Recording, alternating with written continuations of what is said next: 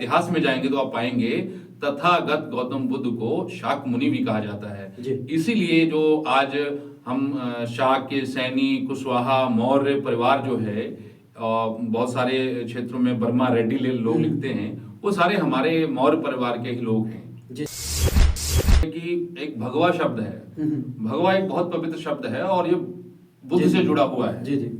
और इसी प्रकार से जो सनातन धर्म में है, जो सनातन का जो शब्द है, जो लफ्ज है, ये तथागत गौतम बुद्ध से जुड़ा हुआ है। और उन्होंने कहा है कि ये धम्मो सनातनो, कि ये जो धम्म है ये सनातन से चला आया है, यानी पूर्व से चला आया है। जो अंबेडकर साहब ने जो हमें जो पुरानी परंपरा का रास्ता जो दिखाया था, उस पे जाने की जरूरत है और ये देखने की जरूरत है कि हमारा मूल घर कौन सा है। जी जी।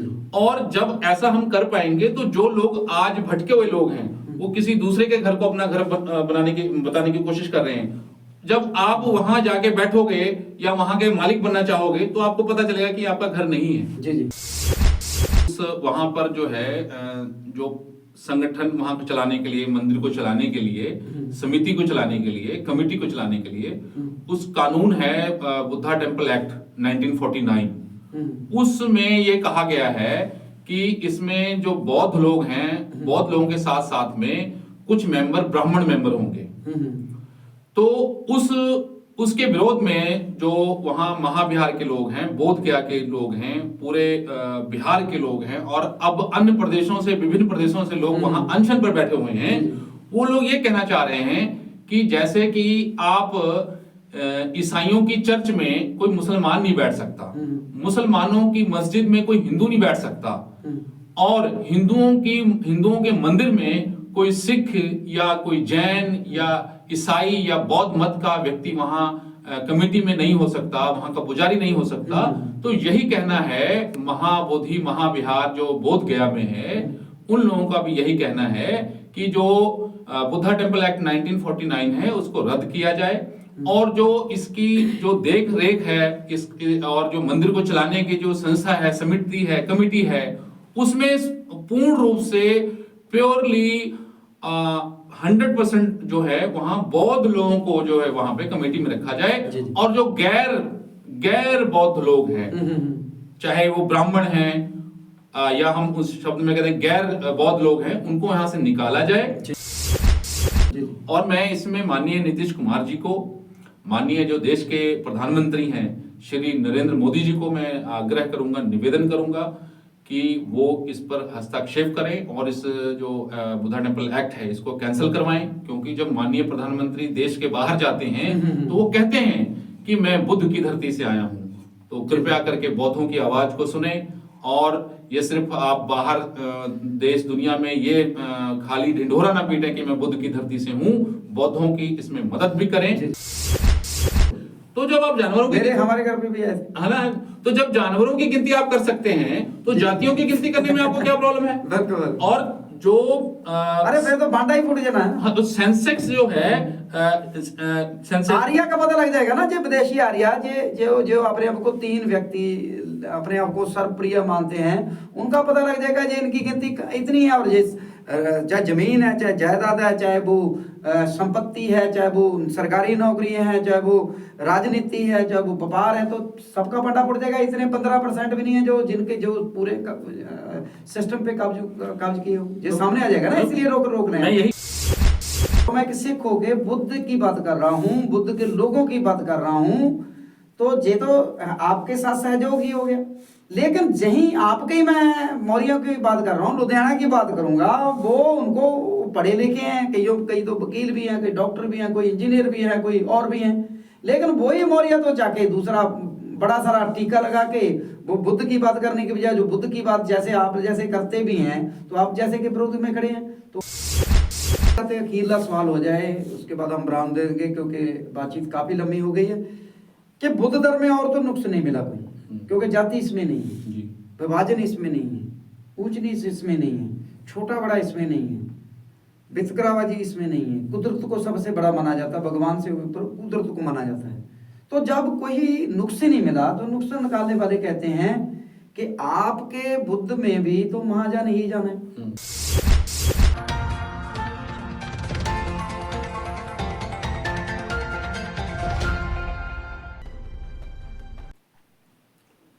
मैं गुरप्रीत सिंह महदूदा देश दुनिया चैनल में आपका स्वागत करता हूं। आज एक बहुत ही अहम विषय के ऊपर हम बातचीत करने जा रहे हैं, जिसके लिए हमारे स्टूडियो में मौजूद हैं विजय मौर्य जी, जो बुद्ध धर्म के जो प्रचार प्रसार में लगे हैं। और सबसे पहले दर्शकों को और मौर्य जी आपको जय भीम नमो बुद्धाय। नमस्कार, आदाब, सत श्री अकाल, नमो बुद्धाय साਰਿਆਂ ਨੂੰ सबको। हाँ, दर्शकों को बता देते हैं कि विजय मौर्य जी ने हमारा एक वीडियो देखा था, जो शाक्य परिवार था, उनका बौद्ध धर्म की रीति रिवाजों के साथ उनका शादी हुआ।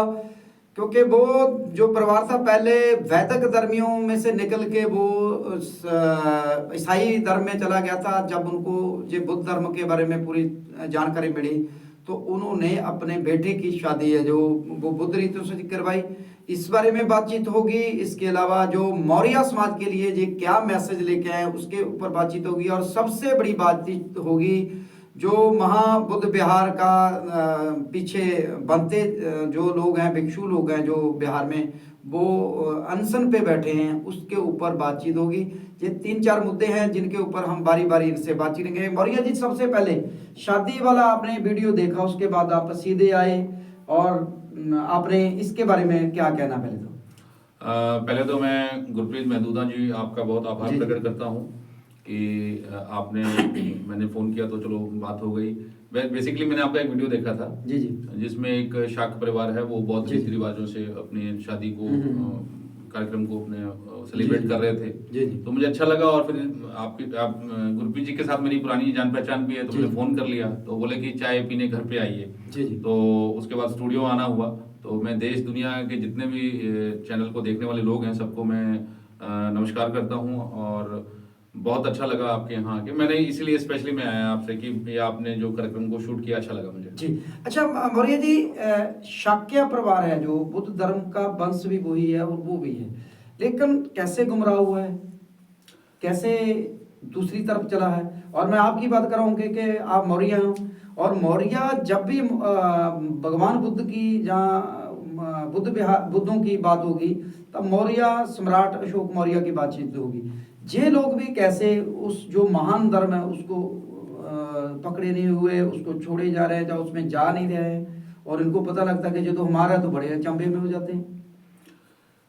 ये बहुत अच्छी बात है कि आप ऐसे प्रश्न को आप पूछ रहे हैं। बेसिकली क्या है, जो शाक्य परिवार जो है, बेसिकली भारत के प्रथम क्रांतिकारी और भारत के प्रथम चक्रवर्ती सम्राट चंद्रगुप्त मौर्य का जब उदय हुआ और उन्होंने मौर्य साम्राज्य की स्थापना की, तो उससे पहले तथागत बुद्ध का जो सरनेम था शाक्य, वही सब लोग चलन में था और सब लोग उसका उपयोग करते थे।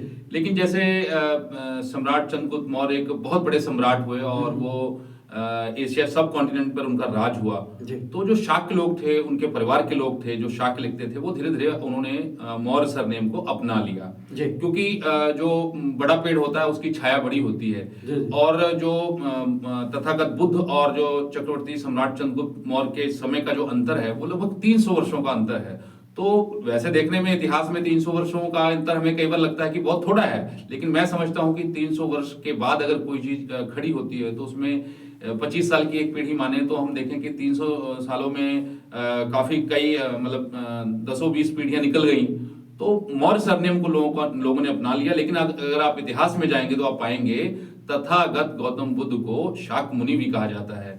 इसीलिए जो आज हम शाक्य, सैनी, कुशवाहा, मौर्य परिवार जो है, बहुत सारे क्षेत्रों में बर्मा रेड्डी लोग लिखते हैं, वो सारे हमारे मौर्य परिवार के ही लोग हैं। जी जी।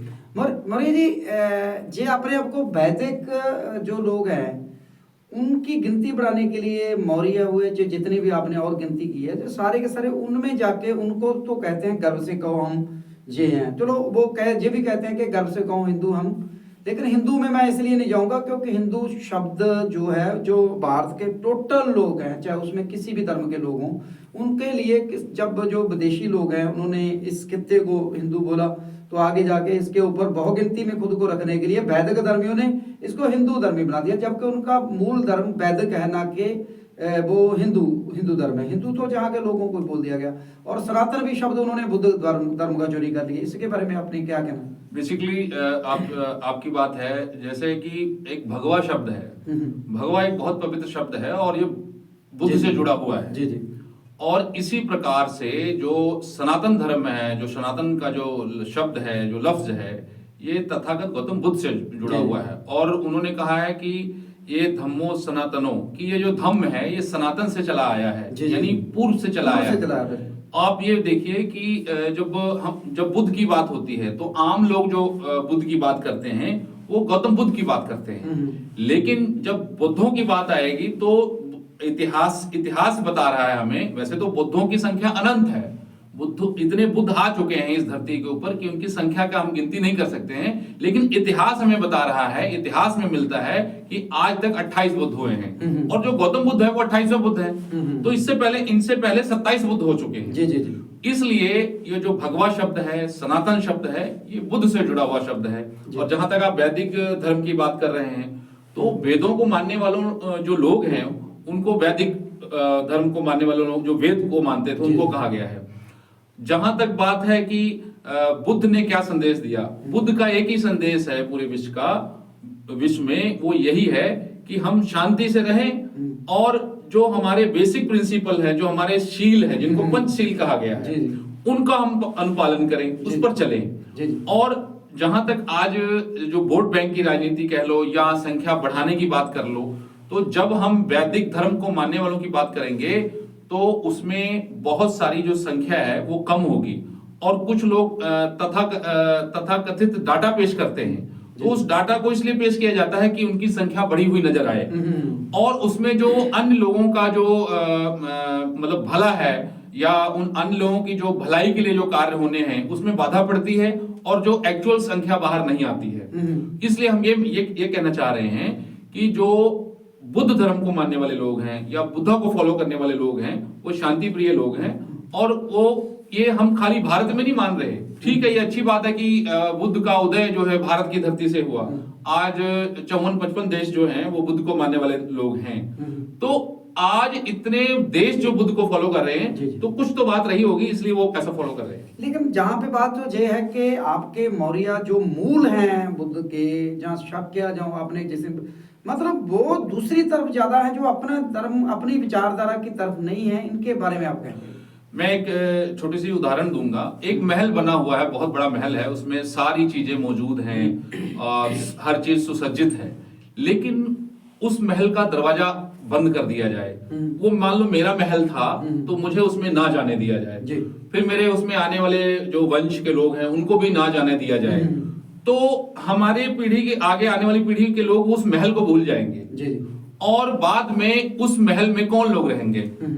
उसमें बिल्लियां रहेंगी, कुत्ते रहेंगे, पंछी रहेंगे, कबूतर रहेंगे और हाँ उल्लू रहेंगे। सो वो जो महल है हमारे लिए बंद कर दिया जाए, उसके बाद में एक 100 साल 200 साल 300 साल उसमें प्रवेश ही ना करने दिया जाए, और बाद में हमारे ही वंश के लोगों को बताया जाए कि ये फला चीज है, तो वो लोग मानने को तैयार होंगे। तो इसलिए हम ये कहते हैं कि जो हमारा मूल है, जो मूल है हमें उसको पहचानने की जरूरत है। मूल है हमारा जो बुद्ध का संदेश है, और ये बुद्ध कोई गौतम बुद्ध की बात नहीं हो रही, ये जो पूरी धारा है, ये जो पूरी परंपरा है, जो इतिहास बता रहा है कि 28 बुद्ध हुए हैं, उस परंपरा में हमें जाने की जरूरत है। तो जब उस परंपरा को जो फॉलो करेंगे, जानकारी ना होने की वजह से हम गलत घर में जा रहे हैं। देखिए अब तो बाबा साहब डॉक्टर भीमराव अम्बेडकर ने बहुत ज्यादा बुद्ध धर्म के बारे में लोगों को बता दिया, और खुद बुद्ध धर्म में जाकर उन्होंने नया मार्ग भी दे दिया। फिर भी मैं वही बात करूंगा कि जो बुद्ध के मेन लोग हैं वो वैदिक धर्म की तरफ, तो दूसरा जो उन्होंने बहुत गिनती बनाने को अपने आप को लगा उसमें तो लगे, लेकिन इधर क्या लग रहा है कि भविष्य में जो जैसे जैसे जागृति आ रही है इधर आएगी? मैं तो बाबा साहब अम्बेडकर साहब का बहुत ऋणी हूँ कि उन्होंने भारत को एक इतना बड़ा संविधान दिया, लोकतंत्र को मजबूत बनाने के लिए एक बहुत बड़ा ग्रंथ लिखा, और उन्होंने एक नई राह नहीं दी, उन्होंने बुद्ध की राह से हमें फिर पहचान कराई, हमें जानू कराया जिसे बोलते हैं पंजाबी में। तो उस जो अम्बेडकर साहब ने जो हमें जो पुरानी परंपरा का रास्ता जो दिखाया था उस पे जाने की जरूरत है, और ये देखने की जरूरत है कि हमारा मूल घर कौन सा है। और जब ऐसा हम कर पाएंगे तो जो लोग आज भटके हुए लोग हैं वो किसी दूसरे के घर को अपना घर बताने की कोशिश कर रहे हैं, जब आप वहां जाके बैठोगे या वहां के मालिक बनना चाहोगे तो आपको पता चलेगा कि आपका घर नहीं है। जी जी। आपका घर वही है जो है, जी जी। जिसमें आपको घुसने का आज्ञा है, आप उसमें रह सकते हैं, उसमें बस सकते हैं। लेकिन जब हम किसी दूसरे की घर में घुसते हैं, दूसरे का चीज फॉलो करते हैं तो हमें काम नहीं आता, हम आगे बढ़ ही नहीं पाते, हमारा जीवन आगे बढ़ ही नहीं पाता। हमें अपने मूल को पहचानने की जरूरत है। सीधा सीधा चलते हैं, क्योंकि इसी बात से अगला सवाल जो मिल जाएगा कि महाबोधि महाविहार, वहां तो आपका घर है, आपके घर में ही आपको घुसने नहीं दिया जा रहा, वहां पे दूसरा बैठा है, जबकि यहाँ पे किसी और धर्म में जाइए या किसी इन्हीं की धर्म में जाइए जो तो दूसरे को घुसने नहीं देते, और दूसरे धर्म वाले भी कोई दूसरे को नहीं घुसने देते। लेकिन आपके ही मामले में महाबोधि महाविहार में क्या हो रहा है, इसके बारे में दर्शकों को थोड़ा सा बताइए, क्योंकि इसी में क्वेश्चनिंग और निकलेंगे। 10 जनवरी से जो बोध गया का जो महाबोधि महाविहार है, जिसको बोध गया टेम्पल भी बोलते हैं, और उस वहां पर जो है जो संगठन वहां को चलाने के लिए, मंदिर को चलाने के लिए, समिति को चलाने के लिए, कमेटी को चलाने के लिए, उस कानून है बुद्धा टेम्पल एक्ट 1949। उसमें ये कहा गया है कि इसमें जो बौद्ध लोग हैं, बौद्ध लोगों के साथ साथ में कुछ मेंबर ब्राह्मण मेंबर होंगे। तो उसके विरोध में जो वहां महाविहार के लोग हैं, बोध गया के लोग हैं, पूरे बिहार के लोग हैं, और अब अन्य प्रदेशों से, विभिन्न प्रदेशों से लोग वहां अनशन पर बैठे हुए हैं। वो लोग ये कहना चाह रहे हैं कि जैसे कि आप ईसाइयों की चर्च में कोई मुसलमान नहीं बैठ सकता, मुसलमानों की मस्जिद में कोई हिंदू नहीं बैठ सकता, और हिंदुओं के मंदिर में कोई सिख या कोई जैन या ईसाई या बौद्ध मत का व्यक्ति वहां कमेटी में नहीं हो सकता, वहां का पुजारी नहीं हो सकता। तो यही कहना है महाबोधि महाविहार जो बोध गया में है, उन लोगों का भी यही कहना है कि जो बुद्धा टेम्पल एक्ट 1949 है उसको रद्द किया जाए, और जो इसकी जो देख रेख है और जो मंदिर को चलाने की जो संस्था है, समिति है, कमेटी है, उसमें पूर्ण रूप से प्योरली 100% जो है वहां बौद्ध लोगों को जो है वहां पे कमेटी में रखा जाए, और जो गैर बौद्ध लोग हैं, चाहे वो ब्राह्मण हैं या हम उस शब्द में कहते हैं गैर बौद्ध लोग हैं, उनको यहां से निकाला जाए। क्योंकि हमें देखने में कहीं नहीं मिलता कि किसी मंदिर में अन्य हिंदू के अलावा वहां किसी को बैठने दिया जाता है, या मस्जिद में, जैसे मैंने पहले कहा। सो वो वहां पर अनशन चल रहा है, और ये अनशन अनिश्चित काल के लिए चल रहा है। और वहां जो लोग हैं अनशन कर रहे हैं, बौद्ध भंते में जो लोग हम नहीं जानते, मैं उनके लिए बताना चाहूंगा, जो बुद्ध विहार में जिनको हम पुजारी बोल देते हैं एक आम भाषा में, तो वहां की देख रेख जो करने वाले लोग हैं, बुद्धिज्म को जो टेम्पल है, जो बौद्ध विहार है, उसकी संभाल के लिए जो लोग होते हैं उनको भंते कहा जाता है। जी। अच्छा, उत्तर प्रदेश के बहुत ही सीनियर व्यक्ति जो साबका मंत्री भी रहे, मायावती जी की सरकार में भी रहे हैं, और भी एक अहम रोल अदा कर रहे हैं इस बुद्ध विहार के बारे में, और अभी आपकी स्टूडियो में ही उनसे बात भी हुई, उन्होंने आपको इस बारे में क्या दिशा निर्देश दिए?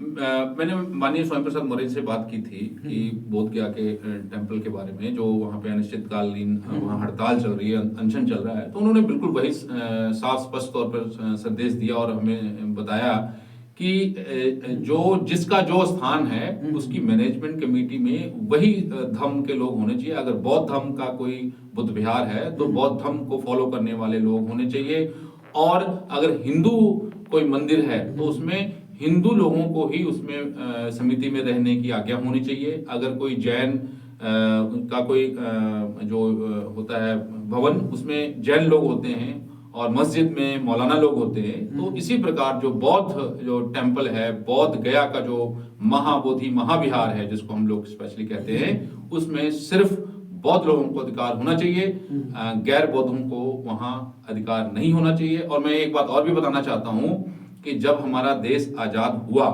और 1950 में जब हमारा कानून लागू हो गया, जिसे हम 26 जनवरी कहते हैं, जी जी और उसमें यह भी कहा गया कि इससे पीछे वाले जितने कानून हैं वो सारे रद्द माने जाएंगे। जी, जी। तो बुद्धा टेम्पल 1949 को क्यों नहीं कैंसिल माना जा रहा है? जी, जी। मेन प्रश्न तो ये भी है। जी। और मैं इसमें माननीय नीतीश कुमार जी को, माननीय जो देश के प्रधानमंत्री हैं श्री नरेंद्र मोदी जी को मैं आग्रह करूंगा, निवेदन करूंगा कि वो इस पर हस्तक्षेप करें और इस जो बुद्धा टेम्पल एक्ट है इसको कैंसिल करवाएं। क्योंकि जब माननीय प्रधानमंत्री देश के बाहर जाते हैं तो वो कहते हैं कि मैं बुद्ध की धरती से आया हूं। तो कृपया करके बौद्धों की आवाज को सुने, और ये सिर्फ आप बाहर देश दुनिया में ये खाली ढिंढोरा ना पीटें कि मैं बुद्ध की धरती से हूं, बौद्धों की इसमें मदद भी करें। और सच्चाई सीधा मतलब बुद्ध को जहाँ पे एक प्रकार का कैद दूसरों के लोगों में किया हुआ है। बिल्कुल किया हुआ है। वहां पे मैं वीडियो देख रहा था, वहां पे दिखा रहे थे कि जो वहां के जो बौद्ध अंदर की जो मूर्तियां लगी हुई हैं, वहां उनको पांडव बताया जा रहा है, 5 पांडव की मूर्तियां हैं, जबकि उसमें आप देखेंगे साफ स्पष्ट रूप में वीडियो में दिखाया गया है कि वो बुद्ध की मूर्तियां हैं, उन पर कपड़ा उड़ाया हुआ है, कपड़े से ढका गया है। तो इन सब चीजों पर गौर करना चाहिए, क्योंकि भारत इतना विशाल है। वहां पे एक धार्मिक और भी किसी बात की थी, कहते हैं कि जहाँ पे पहले सथावत था जी, वो जो अभी वहां आंदोलन चल रहा है, आंदोलन से निकल के आ रहा है, वो कह रहे हैं कि यहाँ पर जो बौद्ध धर्म का बात तो जो यहाँ बौद्ध विहार तो है ही है यहाँ, और मंदिर की बात कर रहे हैं, वहां शिवलिंग की बात कर रहे हैं। तो आर्कियोलॉजिकल सर्वे ऑफ इंडिया है, उसके पास डाटा है, उस डाटे पे तथ्यों को लेकर आगे बढ़ना चाहिए। जी जी। हमें किसी के धर्म से कोई हमें वैर विरोध नहीं है, लेकिन मान लो जब हम सिख धर्म की बात करेंगे तो हम सिख धर्म की बात करेंगे, उनके साथ जस्टिस हो। तो ऐसे हम बौद्ध धर्म की बात करते हो तो हमारे साथ जस्टिस हो। मौर्य जी सीधी बात, फिर मैं वहीं पे आऊंगा कि मौर्य जब शब्द आएगा तो सम्राट अशोक की बात होगी, तो बुद्ध धर्म की भी हुई, और सीधी सीधी ये बात भी सामने आ रही है कि ये जगह जो है सम्राट अशोक मौर्य से जुड़ी हुई, जहाँ उनसे उनके द्वारा स्थापित की हुई, जहाँ उनके द्वारा लाई गई हुई है, फिर भी मौर्य कब तक सोते रहेंगे? मैं स्पेशली बताना चाहूंगा, ये बात तो सर्व विदित है, सबको पता है कि बौद्ध धर्म के जो बौद्ध विहार हैं उनकी संख्या 84,000 रही है। स्तूप भी बोलते थे। हाँ, स्तूप भी बोलते हैं, जिसमें बहुत सारे स्तूपों का जो निर्माण है वो सम्राट अशोक मौर्य महान ने अपने शाही खजाने से करवाया था। जी जी। और आज देखेंगे तो हमें गिने चुने बौद्ध विहार मिल रहे हैं प्राचीन रूप से। तो मैं ये मानता हूं कि कुछ बौद्ध विहार तो अपने आप गिर गए होंगे, क्योंकि भाई आज से 2200 साल, 2300 साल, 2500 साल पुरानी बात है, तो बहुत सारी बिल्डिंगें तो अपने आप गिर गई होंगी, और बहुत सारी बिल्डिंगों को रूपांतरित, उनका रूप उनका बदल दिया गया होगा, तभी तो 84,000 खत्म हो गई। और मैं आज आह्वान ये करना चाहता हूं कि जो बौद्ध विहारों की जो संख्या है, आर्कियोलॉजिकल सर्वे ऑफ इंडिया है, और जो फाहियान है और जो दूसरे चीनी यात्री हैं, उनके इतिहास के मुताबिक अगर देखा जाए, उनके चिन्हित किए हुए निशानों को आज से फिर से खोजा जाए, आर्कियोलॉजिकल सर्वे ऑफ इंडिया बहुत सारी जगहों पे खुदाई नहीं कर रही है, और जहां खुदाई हुई भी है तो वो लाइव टेलीकास्ट होना चाहिए। लाइव टेलीकास्ट होने से क्या होगा, जो चीजें उसमें निकलेंगे वो पूरे प्रसारित होगा, उसकी वीडियो बननी चाहिए। तो बहुत सारी हमारी मांगे हैं, तभी ये 84,000 बुद्ध विहारों की खोज हो पाएगी। और जो सम्राट अशोक मौर्य महान ने, खास तौर पे बोध गया की आप बात कर रहे हैं, उसका निर्माण सम्राट अशोक मौर्य महान ने करवाया था। ऐसे ही बौद्ध विहार उन्होंने अन्य प्रदेशों में भी करवाया था, जहां जहां बौद्धों की निशानियां थी, जहां बुद्ध गए, जहां बुद्ध ठहरे। तो ऐसे ऐसे करके बहुत सारे बौद्ध विहार बने हैं। और सम्राट अशोक को जब नाम लिया जाए, सम्राट अशोक मौर्य महान का नाम लिया जाएगा, तो तथागत बुद्ध का नाम लिया जाएगा। तथागत बुद्ध का जब नाम लिया जाएगा तो सम्राट अशोक मौर्य महान का भी नाम जरूर आएगा। मौर्य जी, आप तो कह रहे हैं कि जो सामने लाए जो तो दबा रहे हैं, क्योंकि सनातन शब्द उठा के उन्होंने बुद्ध का अपना नाम से जोड़ के अपने आप को बड़े बना रहे हैं, और बहुत सी चीजें तो अपने ही निकाल के पेश कर रहे हैं कि हम वैदिक धर्म ही अपने आप को दिखा रहे हैं कि हम ये भी थे, जहां भी थे, जहां भी थे। लेकिन बुद्ध जो आदिकालीन से है, ठाई बुद्ध इस बात की गवाही है कि जब पिछोकड़ से चला रहा है, जबकि इनका जो वैदिक है वो तो 3500 साल से ज्यादा पुराना नहीं है, लेकिन उससे पहले ठाई बुद्ध हुए हैं, लंबे समय से चलते आए। मतलब जो उनसे हम कैसे उपेक्षा कर सकते हैं, जो पंजाबी में कहावत होती है ना, जो भी आप कहते हो कि पूरा तो लो, बाणिया कहता है कि मैं तो तुमको थड़े भी नहीं चढ़ने दूंगा, और आप कहते हो जे पूरे बाहर निकाल लाएं, बुद्ध की वो लाएंगे तो तब तो बुद्ध में हो जाएगा बात। लेकिन जे तो बुद्ध में की बजाय भगवा करने के भावे आपने ये बोल दिया कि जे भी शब्द बुद्ध का है, तो मैं तो कहूंगा कि वैदिक धर्म को स्थापित करने के लिए इनका आईडी चोटी का जोर लगाया हुआ, बुद्ध को तो खत्म करने पे लगे हैं। आप इनसे अपेक्षा कर रहे हैं कि जे बुद्ध को बाहर लाएं। बिहार में जब जनसंख्या गिनती की बात चल रही थी कि जनसंख्या की गिनती होगी और जो जितनी जातियां हैं उनकी गिनती होगी, तो उसमें बहुत सारे तथ्य निकल के आए और ओबीसी एक बहुत बड़ा तबका निकल कर आ गया। जी जी। तो जब हम हमारे देश में जातियों की गणना होगी, आप देखो, आप आज कहीं कोई एफएम लगाकर देखो, रेडियो में देखो, तो उसमें कह रहे हैं कि जानवरों की गिनती हो रही है जी, जी जी। 200 कुछ जानवरों की गिनती हो रही है और आपके पास वो गिनती करने वाले आएंगे, तो आप उनका बताइए कि हमारे पास कौन कौन से जानवर हैं। तो जब आप जानवरों की हमारे घर पे भी है ना, तो जब जानवरों की गिनती आप कर सकते हैं तो जातियों की गिनती करने में आपको क्या प्रॉब्लम है? और जो अरे फिर तो भांडा ही फूट जाना है। हाँ, तो सेंसेक्स जो है सेंसेक्स आर्या का पता लग जाएगा ना, जो विदेशी आर्या जो जो अपने आप को 3 व्यक्ति अपने आप को सर्वप्रिय मानते हैं, उनका पता लग जाएगा जो इनकी गिनती इतनी है। और चाहे जमीन है, चाहे जायदाद है, चाहे वो संपत्ति है, चाहे वो सरकारी नौकरी है, चाहे वो राजनीति है, चाहे वो व्यापार है, तो सबका पटा पड़ जाएगा। इतने 15% भी नहीं है जो जिनके जो पूरे सिस्टम पे कब्ज किए हो, ये सामने आ जाएगा ना, इसलिए रोक रहे हैं। मैं यही कह रहा हूँ कि आप जानवरों की गिनती कर रहे हैं कि भाई कितने घोड़े होंगे, आपके पास कितने घोड़े हैं, कितने बैल हैं, कितने गाय हैं, कितनी बकरियां हैं। वो इसलिए तो किया जा रहा है ना, ताकि हमें पता लग रहा है, हमारे पास डाटा आना चाहिए कि हम घोड़ों के लिए क्या कर रहे हैं, हम बैलों के लिए क्या कर रहे हैं, बकरियों के लिए क्या कर रहे हैं। तो इसी तरह जातियों की भी गिनती होनी चाहिए, और इसमें जो माइनॉरिटी में लोग हैं उनको भी फायदा होगा, जिनकी संख्या ज्यादा उनको भी फायदा होगा, क्योंकि सरकार उस हिसाब से काम करेगी।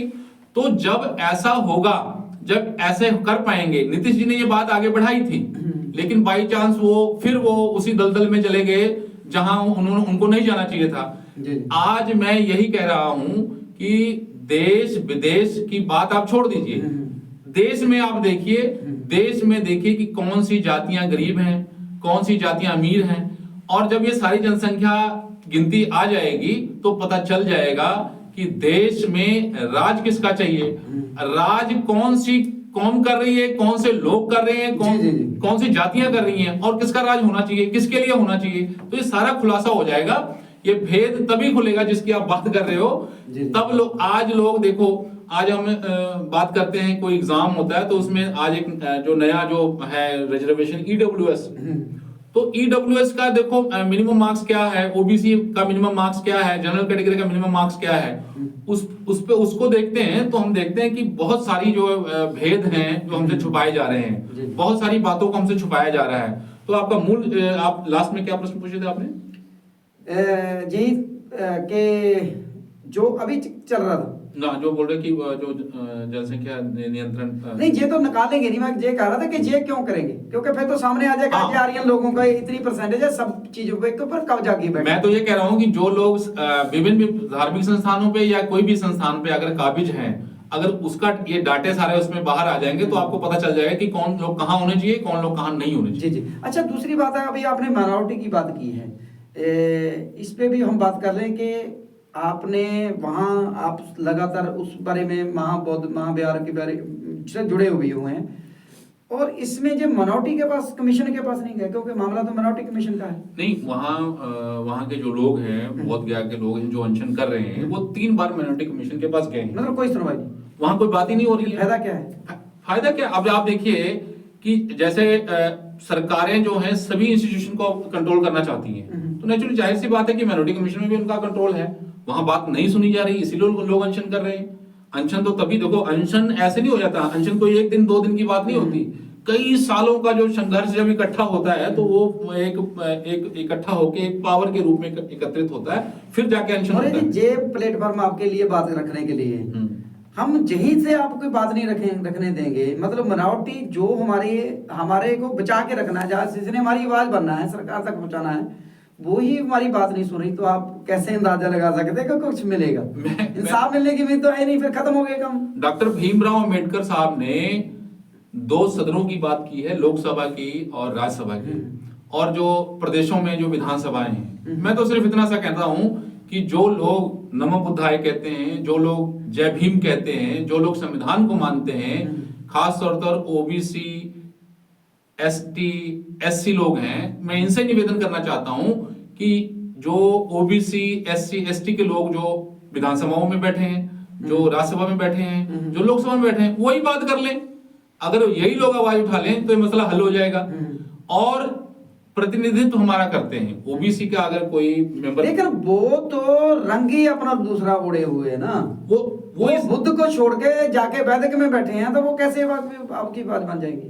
मैं कहता हूं जो वैदिक धर्म की अच्छी चीजें हैं, जो वेदों में अच्छी चीजें हैं, उनको हमें अपना लेना चाहिए। और जो गैर वैदिक लोग हैं, जैसे जो सिख हैं या जैन हैं, बौद्ध हैं और दूसरे मुसलमान भाई लोग हैं, उन लोगों को चाहिए कि अपने हक और अधिकार के लिए आपको संविधान में जो शक्तियां आपको दी गई हैं, उनके माध्यम से आप अनशन कीजिए, अपनी बात कहिए। और अपने अपने जो मेंबर पार्लियामेंट हैं, अपने अपने जो एमएलए हैं, चाहे जो मेंबर पार्लियामेंट है, चाहे राज्यसभा में है, चाहे लोकसभा में है, उनके सामने आवाज उठाइए। जब उनके घरों की घंटियां बजा बजा के तोड़ देंगे तो वो मजबूर होंगे कि संसद में बात करें। और जब उनको पता लग जाएगा कि अगली बार से हमें यहाँ वोट नहीं मिलेगी, तो वो आवाज उठाएंगे। वो किसी, हो सकता है कुछ लोग, हो सकता है किसी के यहाँ बंधुआ हों, लेकिन जब उनको पता चलेगा कि ये बंधुआ भी हम नहीं रहेंगे, तो आपकी बात करेंगे। मौर्य जी, इसी मंच पे बात कर रहा हूं मैं, किसी सिख होके बुद्ध की बात कर रहा हूं, बुद्ध के लोगों की बात कर रहा हूं, तो ये तो आपके साथ सहयोग ही हो गया। लेकिन यही आपके ही मैं मौर्यों की बात कर रहा हूँ, लुधियाना की बात करूंगा, वो उनको पढ़े लिखे हैं, कई तो वकील भी हैं, कई डॉक्टर भी हैं, कोई इंजीनियर भी है, कोई और भी हैं, लेकिन वही मौर्य तो जाके दूसरा बड़ा सारा टीका लगा के वो बुद्ध की बात करने के बजाय, जो बुद्ध की बात जैसे आप जैसे करते भी हैं, तो आप जैसे के विरोध में खड़े हैं, तो कैसे ये आगे बात आगे बढ़ेगी? मतलब जिनकी चीज है उनको लड़ने के बजाय वो आपके विरोध में खड़े हैं। आपका कितना, आपने, मुझे लगता है 2 दहाके 20 साल हो गए आपको इसीलिए लड़ते हुए, लेकिन आपका वो कभी साथी नहीं बने, दूसरी तरफ जाके साथी बन देने वैदिक धर्मियों के। मैं इस पे एक स्पष्ट रूप से एक बात कहना चाहता हूं कि एक होता है कि पढ़ा लिखा व्यक्ति है और जिसको हम शिक्षित बोलते हैं। देखो, किताबों को पढ़ लेने से, अक्षरों को पढ़ लेने से हम उसको शिक्षित ही मानते। एक शब्द बना है इंटेलेक्चुअल शब्द, है ना। आदमी का पढ़ा लिखा होना अलग बात है, बंदे का इंटेलेक्चुअल वो कैसा है, वो इंटेलेक्चुअल पावर रखता है कि नहीं रखता है, ये दोनों चीजें हैं। आप किसी जाति में पैदा हो गए, ये आपके हाथ में नहीं है, लेकिन किसी धर्म में आप पैदा हो गए, ये आपके हाथ में नहीं है। आप इंडिया में पैदा हो गए, आपके हाथ में नहीं है। आप पाकिस्तान में पैदा हो जाओ, आपके हाथ में नहीं है। अमेरिका में पैदा हो जाओ, आपके हाथ में नहीं है। लेकिन जब आप अपने देश की बात करेंगे कि मैं भारत में पैदा हूं तो भारत की बात करूंगा, या मैं मान लो बौद्ध धर्म में पैदा हूं तो बौद्ध धर्म की बात करूंगा, मैं मान लो जाति मौर्य जाति में पैदा हो गया तो अगर इसके उत्थान की बात करेंगे तो आपको उसी हिसाब से सोचना पड़ेगा। फिर वो आपको वो इंटेलेक्चुअल वो अपने आप में अपने अंदर लाना पड़ेगा। खाली अक्षरों के ज्ञान से कुछ नहीं होता। आप डॉक्टर, बहुत बड़े डॉक्टर बन जाओ, बहुत बड़े वकील बन जाओ, बहुत बड़े जज बन जाओ, लेकिन जब तक वो मूल भावना, जिस भावना को हम डिस्कस कर रहे हैं, वो जब तक आपके अंदर नहीं होगी, ये शिक्षा किसी काम की नहीं है। और जो मेन संदेश है बुद्ध का, वो संदेश है कि शांति का संदेश। अब हम अपने ही देश में देख रहे हैं भी शांति की कोई बात नहीं कर रहा है, हर आदमी लड़ना चाहता है एक दूसरे से। हर आदमी चाहता है कि मैं लड़ के कुछ बन जाऊं। मौर्य जी, मैं ये बात इसलिए कर रहा हूँ कि अभी अभी आपने देखा है कि गुरु रविदास जयंती निकल के गई है। तो गुरु रविदास जयंती, जो गुरु रविदास के समुदाय के लोग हैं, आप भी लुधियाना में काफी देर से पंजाब में रह रहे हैं, वो चाहे उस जगह पे 5-7 क्यों ना हो, दो ही क्यों ना हो, वो जिस दिन उनकी जयंती होती है वो उनका झंडा उठा के उनका लंगर लगाता है, कोई उनका धार्मिक अखंड पाठ कराता है, कोई और पूजा पाठ कराता है, मतलब पूरे लगे होते हैं। आपने देखा होगा ये बड़ी क्रांति के रूप में है कि वो समुदाय हमेशा वो गुरु रविदास को उस दिन जरूर याद करता है। लेकिन आपके समाज के लोग, क्योंकि जाते जाते मैसेज भी हो जाए ना कि उनके तरफ देख के इनको बुद्ध याद नहीं आना चाहिए, इनकी तरफ इनको देख के अशोक मौर्य जिन्होंने 84,000 स्तूप बना दिया, जिससे एक दिन दीपमाला हुई और वो दीपावली बन गया, और उन्होंने जिस दिन विजय अपने पूरे जो अवगण थे उनके ऊपर काबू पाया और अच्छे गुण धारण किए, उसी दिन विजयदशमी बन गई। तो इन लोगों को क्या इस बात को जानना नहीं चाहिए, जो पढ़े लिखे हैं, चाहे कम पढ़े लिखे? मैं तो पहले तो मैं जो रविदास समाज के लोग ऐसा करते हैं मैं उनको नमन करता हूँ। और मैंने पहले ही कहा है कोई भी धर्म हो या धर्म हो उससे हमें अच्छी चीजें सीख लेनी चाहिए। हम लोग तो आम पढ़ते रहे हैं कि यूनियन इज स्ट्रेंथ, है ना, कि जो ताकत होती है वो संगठन में होती है। सो मैं हमारे जितने खून खानदान के लोग हैं, खास तौर पर मैं ओबीसी की बात करूंगा, मौर्य समाज की बात करूंगा, मैं इनसे निवेदन करूंगा कि आप अपने इतिहास को जानो, अपने इतिहास को पहचानो। आप हम जो हमारी ये जो मिट्टी है जहां हम पैदा हुए हैं वहां पर बुद्ध का बहुत बड़ा योगदान है। और जब हम उनको याद करेंगे, मौर्य समाज के, मौर्य साम्राज्य के जितने सम्राट हुए हैं, अगर उनकी बातों को हम फॉलो करें, उनके राज को देखें, और इतिहासकार कहते भी हैं कि जो मौर्य साम्राज्य का राज था वो सोने की चिड़िया था। सो हमें बहुत सारी चीजें सीखने की जरूरत है और आगे बढ़ने की जरूरत है। हम जरूर इकट्ठे हों। जहां तक आपने कहा कि ऐसा कम देखने को मिल रहा है, जागरूकता मौर्य समाज में बढ़ रही है, ओबीसी समाज में बढ़ रही है, और बहुत सारे आयोजन अब ऐसे होने लग गए हैं, लेकिन उनकी संख्या कम है या उनको हम कम देख पा रहे हैं, और बहुत कुछ किया भी जाना बाकी है। तो इसलिए जो लोग ऐसा अच्छा कर पा रहे हैं उनके लिए उनको बधाई, और जो लोग प्रयास कर रहे हैं उनके लिए मैं बेस्ट ऑफ लक बोलूंगा। और बरिया जी, जाते जाते अखीरला सवाल हो जाए, उसके बाद हम विराम दे देंगे क्योंकि बातचीत काफी लंबी हो गई है, कि बुद्ध धर्म में और तो नुक्स नहीं मिला कोई, क्योंकि जाति इसमें नहीं है, विभाजन इसमें नहीं है, ऊंच नीच इसमें नहीं है, छोटा बड़ा इसमें नहीं है, वितकराबाजी इसमें नहीं है, कुदरत को सबसे बड़ा माना जाता है, भगवान से ऊपर कुदरत को माना जाता है। तो जब कोई नुक्स नहीं मिला तो नुक्स निकालने वाले कहते हैं कि आपके बुद्ध में भी तो महाजन ही जान है।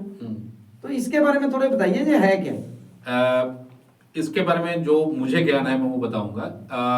एक बौद्ध संगीति हुई थी और उसको सम्राट अशोक मौर्य महान ने आयोजित करवाया था। तो उस बौद्ध संगीति में उससे पहले एक बहुत सारी शिकायतें आई थी कि जो पंचशील है उसका फॉलो लोग नहीं कर रहे हैं, जो खास तौर पे भंते लोग उस समय के थे। तो उसमें बौद्ध संगीति जब हुई तो उसमें सबका इंटरव्यू लिया गया, एक एक बंदे का, एक एक व्यक्ति का। तो बहुत जो जिनको उस पंचशील पे वो लोग खरे उतरे, जो अष्टांगिक मार्ग को फॉलो करने वाले थे, उनकी संख्या कम थी। अच्छे लोग हमेशा कम ही होते हैं। तो उनको थेरवाद कहा गया। जी, थेरवाद जिसको हीनयान भी कहते हैं। और बहुत सारे जो पंचशील को प्रॉपर फॉलो नहीं करेंगे उनको महायानी कहा गया। तो उस समय से ये दो सेक्ट बन गए। लेकिन इन बातों को हजारों साल हो गए। हम दोनों जो हमारे जो पार्ट हैं, दोनों जो भाग हैं, उनको हम अपना अंग मानते हैं, और जो भी हम में कमियां हैं उनको दूर करने की कोशिश हमें करनी चाहिए। जी थे विजय मौर्य जी, जिन्होंने हमारे स्टूडियो में आके बहुत अच्छी बातें जो की हैं, और आशा करते हैं कि जो कम से कम बुद्ध के अनुयायी हैं, बुद्ध के वंशज हैं, वो तो कम से कम बुद्ध की तरफ चलेंगे, क्योंकि बुद्ध है जो वो कोई ऐसा मार्ग नहीं, ऐसी विचारधारा नहीं, वो महान विचारधारा जो तर्क और विज्ञान के ऊपर खड़ी है। सो आज के लिए इतना ही। किसी ना किसी और महान हस्ती के साथ, जहाँ कोई व्यक्ति के साथ हम इस स्टूडियो में और फिर बातचीत करेंगे। तब तक हमें इजाजत दीजिए। सभी को दोबारा फिर जय भीम, नमो बुद्धाय।